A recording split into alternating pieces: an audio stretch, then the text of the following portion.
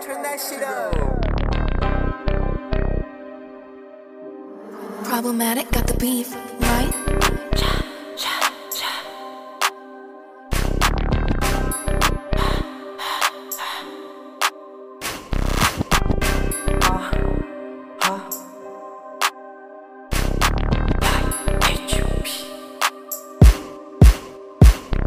Pag mo gusto sa'kin mag-stay, sasamahan niya daw ako everyday.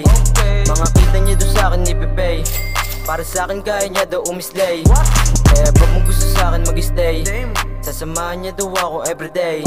Mga kita niya daw sa'kin ipipay, para sa'kin kaya niya daw umislay. Ba mo repang masasabing pambihira, ubus na ang lakas ko tapos siya hindi nang hina. Sa bawat pagbayo niya di ako naniniwala, galing niya daw sa kama sa'kin lamang pinakita. Kasi sa bawat piling niya dama ko yung galing, lumalabas na sungin niya pag nasa kama men.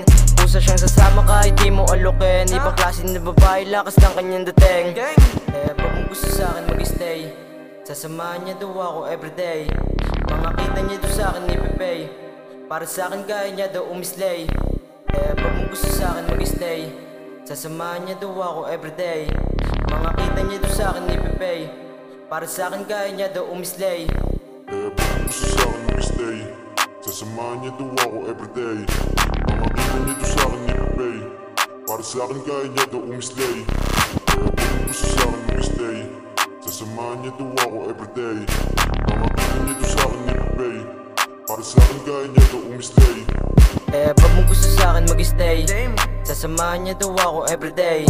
Mga kita niya daw sa'kin ipipay, para sa'kin kaya niya daw umislay. Pag mo gusto sa'kin mag-stay, sasamahan niya daw ako everyday.